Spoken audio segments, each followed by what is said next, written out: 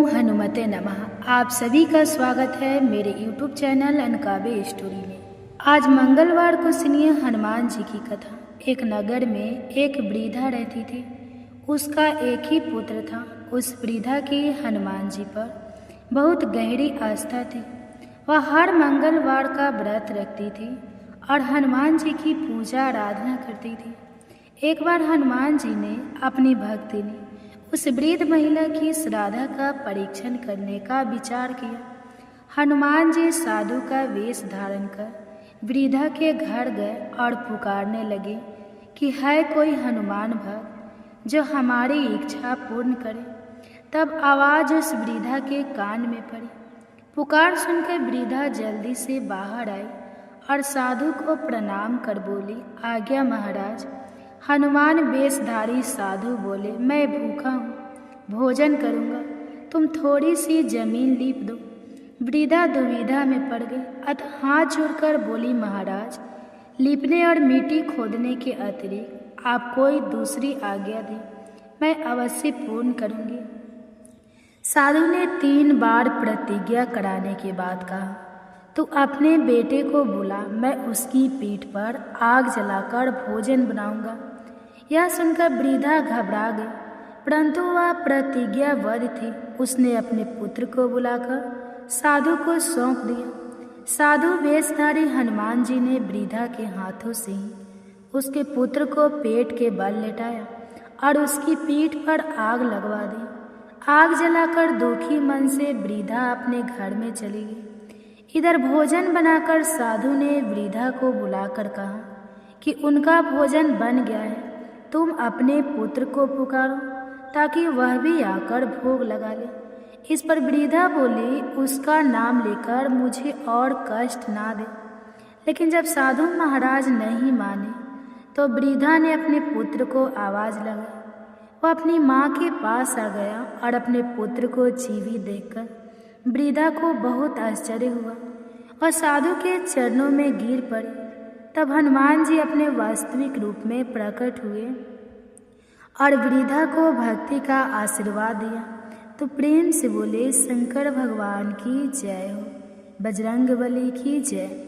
आइए सुनते हैं मंगलवार व्रत की पौराणिक कथा। एक बार नैमिषारण्य तीर्थ में 80,000 मुनि एकत्र होकर पुराणों के ज्ञाता श्री सूत जी से पूछने लगे, हे महामुनि, आपने हमें अनेक पुराणों की कथा सुनाई है, अब कृपा करके हमें ऐसा व्रत और कथा बताएं जिसके करने से संतान की प्राप्ति हो तथा मनुष्य को रोग, शोक, अग्नि, सर्व, दुख आदि का भय दूर हो, क्योंकि कलयुग में सभी जीवों की आयु बहुत कम है। फिर इस पर उन्हें रोग, चिंता के कष्ट लगे रहेंगे, तो फिर वह श्री हरि चरणों में अपना ध्यान कैसे लगा सकेंगे। श्री सूत जी बोले, हे मुनियों, आपने लोक कल्याण के लिए बहुत ही उत्तम बात पूछी है। एक बार युधिष्ठिर ने भगवान श्री कृष्ण के लोक कल्याण के लिए यही प्रश्न किया था। भगवान श्री कृष्ण और युधिष्ठिर का सवाल तुम्हारे सामने कहता हूँ, ध्यान पूर्वक सुनो। एक समय पांडवों की सभा में श्री कृष्ण जी बैठे हुए थे। तब युधिष्ठिर ने भगवान श्री कृष्ण से प्रश्न किया, हे प्रभु नंद नंद गोविंद, आपने मेरे लिए अनेकों कथाएं सुनाई हैं। आज आप कृपा करके ऐसा व्रत या कथा सुनाएं जिसके करने से मनुष्य को रोग, चिंता का भय समाप्त हो और उसको पुत्र की प्राप्ति हो। हे प्रभु, बिना पुत्र जीवन व्यर्थ है। पुत्र के बिना मनुष्य नरकगामी होता है। पुत्र के बिना मनुष्य प्रीत ऋण से छुटकारा नहीं पा सकता और ना ही उसका पुण्य कर्मन नामक करण से उद्धार हो सकता है। अतः पुत्र दायक व्रत बताए। श्री कृष्ण भगवान बोले, हे राजा, मैं एक प्राचीन इतिहास सुनाता हूँ, आप उसे ध्यान पूर्वक सुने। कुंडलपुर नामक एक नगर था, उसमें नंदा नामक एक ब्राह्मण रहता था। भगवान की कृपा से उसके पास सब कुछ था, फिर भी वह दुखी था। इसका कारण यह था कि ब्राह्मण की स्त्री सुनंदा की कोई संतान नहीं थी। सुनंदा पतिव्रता थी, भक्ति पूर्वक श्री हनुमान जी की आराधना करती थी। मंगलवार के दिन व्रत करके अंत में भोजन बनाकर हनुमान जी की आराधना करती थी। मंगलवार के दिन व्रत करके अंत में भोजन बनाकर हनुमान जी को भोग लगाने के बाद स्वयं भोजन करती थी। एक बार मंगलवार के दिन ब्राह्मणी गृह कार्य की अधिकता के कारण हनुमान जी को भोग नहीं लगा सकी, तो इस पर उसे बहुत ही दुख हुआ। उसने कुछ भी नहीं खाया और अपने मन में प्रण किया कि अब तो अगले मंगलवार को ही हनुमान जी को भोग लगाकर अन्न और जल ग्रहण करूंगी। ब्राह्मणी सुनंदा प्रतिदिन भोजन बनाती, श्रद्धापूर्वक पति को खिलाती, परंतु स्वयं भोजन नहीं करती और मन ही मन श्री हनुमान जी की आराधना करती थी। इसी प्रकार 6 दिन गुजर गए और ब्राह्मणी सुनंदा अपने निश्चय के अनुसार भूखी प्यासी निराहार रही। अगले मंगलवार को ब्राह्मणी सुनंदा प्रातः काल ही बेहोश होकर गिर पड़ी। ब्राह्मणी सुनंदा की इस असीम भक्ति के प्रभाव से श्री हनुमान जी बहुत प्रसन्न हुए और प्रकट होकर बोले, सुनंदा, मैं तेरी भक्ति से बहुत प्रसन्न हूँ, तू उठ और वर मांग। सुनंदा अपने आराध्य देव श्री हनुमान जी को देखकर आनंद की अधिकता से विवल होकर श्री हनुमान जी के चरणों में गिरकर बोली, हे प्रभु, मेरी कोई संतान नहीं है, कृपा करके पुत्र और कन्या प्रदान करें, आपकी अति कृपा होगी। श्री महावीर जी बोले, तेरी इच्छा पूर्ण होगी, तेरे एक कन्या पैदा होगी, उसके अष्टांग प्रतिदिन सोना दिया करेंगे। इस प्रकार कहकर श्री महावीर जी अंतर्ध्यान हो गए। ब्राह्मणी सुनंदा बहुत हर्षित हुई और समाचार अपने पति से कहा। ब्राह्मण देव कन्या का वरदान सुनकर कुछ दुखी हुए, परंतु सोना मिलने की बात सुनी तो बहुत प्रसन्न हुए। उन्होंने विचार किया कि ऐसी कन्या के साथ मेरी निर्धनता भी समाप्त हो जाएगी। श्री हनुमान जी की कृपा से वह ब्राह्मणी गर्भवती हुई और 10वें महीने में उसे बहुत ही सुंदर पुत्री प्राप्त हुई। यह बच्ची अपने पिता के घर में ठीक उसी तरह से बढ़ने लगी जिस प्रकार शुक्ल पक्ष का चंद्रमा बढ़ता है। 10वें दिन ब्राह्मण ने उस बालिका का नामकरण संस्कार कराया।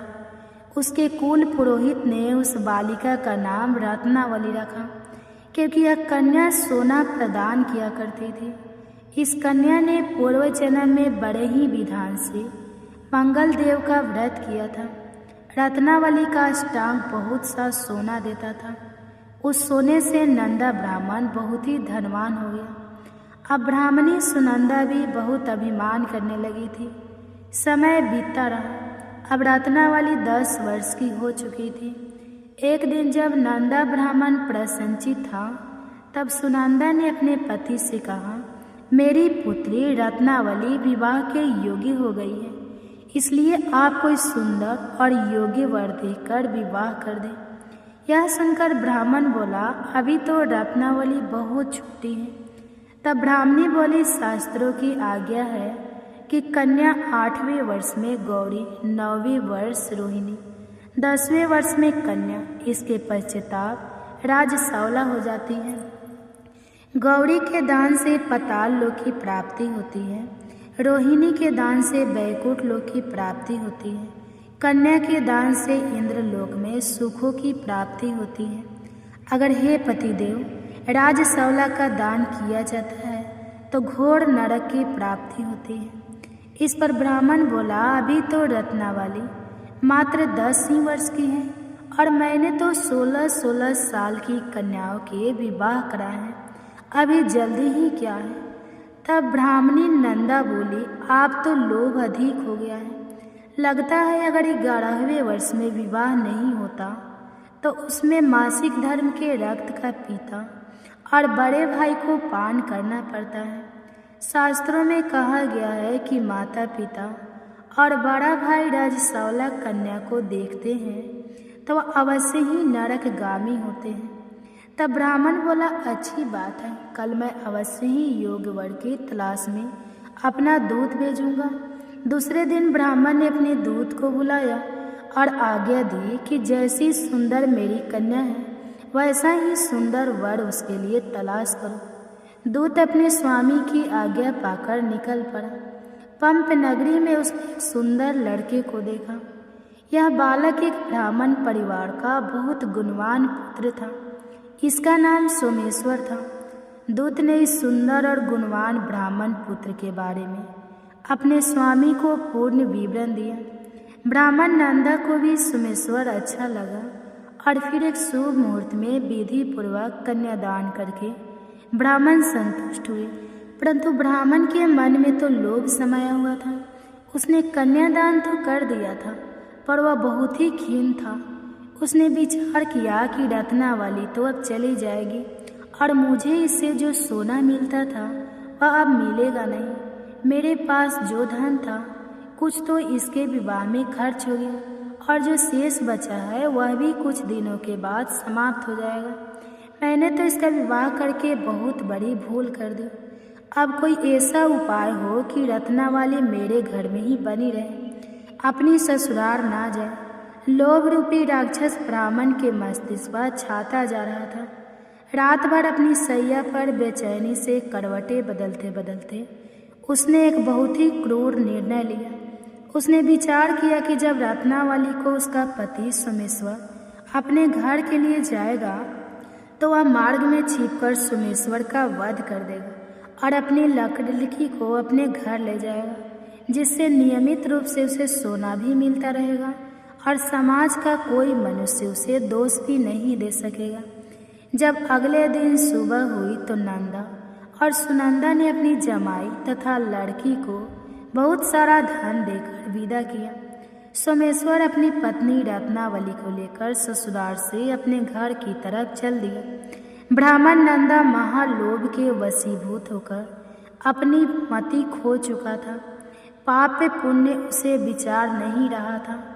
अपने भयानक और क्रूर निर्णय को कार्य रूप देने के लिए उसने अपने दूत को मार्ग में अपनी जमाई का वध कराने के लिए भेज दिया था, ताकि रत्नावली से प्राप्त होने वाला सोना उसे हमेशा मिलता रहे और वह कभी निर्धन ना हो। ब्राह्मण के दूत ने अपने स्वामी की आज्ञा का पालन करते हुए उसके जमाई सोमेश्वर का मार्ग में ही वध कर दिया।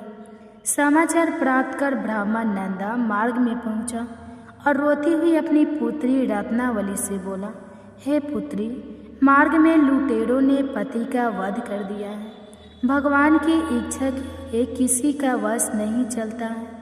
अब तो घर चल, वहाँ पड़ी रहकर शेष जीवन व्यतीत करना। जो भाग्य में लिखा है वही होगा। अपने पति की अकाल मृत्यु से रत्नावली बहुत दुखी हुई। करुण क्रीदन और रुदन करती हुई अपने पिता से बोली, हे पिताजी, इस संसार में जिस स्त्री का पति नहीं है उसका जीना व्यर्थ है। मैं अपने पति के साथ ही अपने शरीर को जला दूंगी और सती होकर अपने इस जन्म को माता पिता के नाम को तथा सास ससुर के यश को सार्थक करूंगी। ब्राह्मण नंदा अपनी पुत्री रत्नावली के वचनों को सुनकर बहुत दुखी हुआ। विचार करने लगा कि मैंने व्यर्थ ही जमाई वध का पाप अपने सिर लिया है। रत्नावली तो उसके पीछे अपने प्राण तक देने को तैयार है। मेरा तो दोनों तरफ से मरण हो गया। धन तो अब मिलेगा नहीं। जमाई वध के पाप के फल स्वरूप यम यातना भुगतनी पड़ेगी। यह सोचकर वह बहुत ही दुखी हुआ। सोमेश्वर की चिंता बनाई गई। रत्नावली सती होने की इच्छा से अपने पति का सिर अपनी गोद में रखकर चिता में बैठ गई। जैसे ही सोमेश्वर की चिता को अग्नि लगाई गई, वैसे ही प्रसन्न होकर मंगलदेव वहाँ प्रकट हुए और बोले, हे रत्नावली, मैं तेरी पति भक्ति से बहुत प्रसन्न हूँ, तू वर मांग। तब रत्नावली ने अपने पति का जीवन दान मांगा। मंगलदेव बोले, रत्नावली, तेरा पति अजर अमर है, यह महाविद्वान भी होगा और इसके अलावा तेरी जो इच्छा हो वह वर मांग। तब रत्नावली बोली, हे ग्रहों के स्वामी, यदि आप मुझ पर प्रसन्न हैं तो मुझे यह वरदान दीजिए कि जो भी मनुष्य मंगलवार के दिन प्रातःकाल लाल पुष्प लाल चंदन से पूजा करके आपका स्मरण करेगा, उसको रोग व्याधि नहीं होगी, स्वजनों से कभी वियोग नहीं होगा, सर्प अग्नि तथा शत्रुओं का भय नहीं रहेगा। और जो स्त्री मंगलवार का व्रत करेगी वह कभी विधवा नहीं होगी। मंगलदेव ने तथास्तु कहकर अंतर ध्यान हो गया। सोमेश्वर मंगलदेव की कृपा से जीवित हो उठा।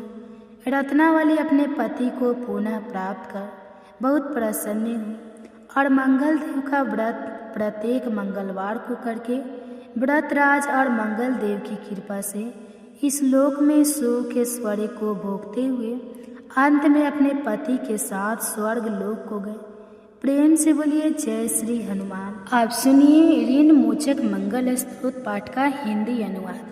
हे मंगलदेव, शास्त्रों में आपके जो नाम बताए गए हैं उनमें पहला नाम मंगलदेव, दूसरा भूमिपुत्र जिनका जन्म पृथ्वी से हुआ, तीसरा ऋणहर्ता यानी कर्ज से मुक्ति दिलाने वाला, चौथा धनप्रद यानी धन को देने वाले, पांचवा स्थिरासन यानी जो अपने आसन पर अडिग रहते हैं, छठा महाकाय यानी जो बहुत बड़े शरीर वाले हैं, सातवां नाम सर्वमावरोधक यानी कार्य में आने वाली सभी बाधाओं को दूर करने वाला है। हे मंगलदेव, आपके नामों में आठवां नाम लोहित, नौवां लोहितांग, 10वां शाम का नाम यानी कृपा करने वाले, जिसका अर्थ सामक ब्राह्मणों के ऊपर अपनी कृपा दृष्टि को रखने वाला है। 11वां धारामच यानी पृथ्वी के गर्भ से उत्पन्न होने वाला, 12वां कुंज, 13वां भाम, 14वां भूतक यानी ऐश्वर्य को देने वाला, 15वां भूमि नंदन यानी पृथ्वी को आनंद देने वाला। हे मंगलदेव, आपके नामों में 16वां नाम अंगारा, 17वां इम, 18वां असरोग, पारक अर्थात समस्त तरह की कठिनाइयों को दूर करने वाला, 19वां वृष्टिकर्ता अर्थात वृष्टि करने वाले यानी वर्षा कराने वाला, 20वां नाम वृष्टिहर्ता अर्थात बारिश ना होने के कारण अकाल लाने वाला, और 21वां नाम सर्वकाम फल प्रदा अर्थात संपूर्ण कामनाओं का फल देने वाला। हे मंगलदेव, जो मनुष्य आपके इन 21 नामों का वाचन सच्चे मन और विश्वास से करता है उस मनुष्य के ऊपर कभी ऋण यानी कर्ज नहीं होता है और वह अथाह धन की प्राप्ति करता है। हे मंगलदेव, आपकी उत्पत्ति पृथ्वी के गर्भ से हुई है। आपकी आभा आकाश में करकराने वाली दामिनी अर्थात आकाश में चमकने वाली बिजली के समान है। सभी तरह की शक्ति को धारण करने वाले कुमार मंगलदेव को मैं नतमस्तक होकर प्रणाम करती हूँ। हे मंगलदेव, आपके मंगल स्तोत्र का पाठ मनुष्य को हमेशा अपने मन में किसी भी तरह के विकार को दूर कर और अपनी पूर्ण श्रद्धा और आस्था के साथ करना चाहिए। जो भी मनुष्य इस मंगल स्तोत्र का पाठ करता है और दूसरों को सुनाता है उसके सभी कष्ट दूर हो जाते हैं। हे अंगारक अर्थात अग्नि की ज्वाला से जलने वाले, महाभाग अर्थात पूजनीय ऐश्वर्यशाली, भक्तों के प्रति वात्सल्य यानी प्रेम रखने वाले, आपको हम नतमस्तक होकर प्रणाम करते हैं। आप हमारे ऊपर किसी दूसरे से लिया हुआ उधार को पूर्ण करवा कर्ज को हमेशा के लिए दूर कर दीजिए। हे मंगलदेव, मेरे ऊपर किसी दूसरे का कोई बकाया हो तो उसे समाप्त कर दीजिए। किसी भी तरह की व्याधि हो तो उसे भी दूर कर दीजिए। हे मंगलदेव, मेरी गरीबी को दूर कर अकाल मृत्यु के भय को दूर कीजिए। मुझे किसी भी तरह का डर, क्लेश और मन में दुख हो तो उसे भी हमेशा के लिए दूर कर दीजिए। हे मंगलदेव, आपको संतुष्ट करना बहुत ही कठिन है। आप तो मुश्किल से प्रसन्न होने वाले भगवान हैं, मंगलदेव है। आप जब किसी पर भी अपनी कृपा की बारिश करते हैं तो उसे समस्त प्रकार के सुख समृद्धि प्रदान कर देते हैं। जब आप किसी पर नाराज होते हैं तो उसकी सार्वभौम सत्ता को भी तहस नहस कर डालते हैं। हे महाराज, आप जब भी किसी से नाराज होते हैं तो अपनी अनुकृपा दृष्टि से उसे हीन कर देते हैं। आप अप्रसन्न होने पर ब्रह्मा जी, इंद्रदेव और श्री विष्णु जी के भी साम्राज्य संपत्ति को नष्ट कर सकते हैं। फिर मेरे जैसे साधारण मनुष्य की तो बात ही क्या है। प्रभु, आप सबसे शक्तिशाली और सबसे बड़े राजा हैं। हे भगवान, मैं आपसे प्रार्थना करती हूँ कि आप मुझे संतान के रूप में पुत्र प्रदान करें। मैं आपके द्वारा पर आई हूँ, आप मेरी मनोकामना को पूर्ण करें। मेरे ऊपर किसी भी तरह से किसी दूसरे से उधार लिया हुआ धन ना रहे। मुझे कभी दूसरों के आगे हाथ फैलाना ना पड़े। मेरी गरीबी को दूर कीजिए और मेरे सभी तरह के कष्ट और क्लेशों का नाश कीजिए। जो मेरे शत्रु बन चुके हैं, उनके डर से मुझे आप मुक्त कराइए। जो भी मनुष्य इन 12 श्लोकों वाले ऋण मोचक मंगल स्त्रोत से मंगल देव की वंदना करता है, उस मनुष्य पर मंगल भगवान का प्रसन्न होकर उसे धन धान्य प्रदान करते हैं। वह मनुष्य कुबेर भगवान की तरह धन संपत्ति का स्वामी बन जाता है। वह मनुष्य हमेशा ईवा रहता है। श्री ऋण मोचक मंगल स्त्रोत के उच्चारण मात्र से मनुष्य को किसी भी तरह के कर्ज से मुक्ति मिल जाती है। अगर कोई मनुष्य अपने जीवन काल में अपनी आवश्यकताओं की, अपनी कामनाओं की पूर्ति के लिए किसी दूसरे मनुष्य से कर्ज लिया होता है और किसी कारणवश कर्ज चुका पाने में असमर्थ हो जाता है, तो उसे ऋण मोचक मंगल स्त्रोत का पाठ करना चाहिए। कर्ज में डूबे हुए मनुष्य इस ऋण मोचक मंगल स्त्रोत का जाप श्रद्धा और विश्वास के साथ से नियमित रूप से करता है तो उसे कर्ज से मुक्ति मिल जाती है। ऋण मोचक मंगल स्त्रोत पाठ समाप्त। सभी मिलकर प्रेम से बोलिए मंगल देव की जय। ओम हनुमते नमः। मंगलवार व्रत की पावन कथा और उनकी स्तोत्र समाप्त होती है। जो भी भक्त मन से इस कथा को सुनते और उनकी स्तोत्र सुनते हैं, व्रत का पालन करते हैं, उन पर भगवान श्री राम और बजरंगबली हनुमान जी की विशेष कृपा होती है। उनके जीवन से सभी दुख बाधाएं और डर दूर हो जाते हैं। तो प्रेम से बजरंगबली की जय।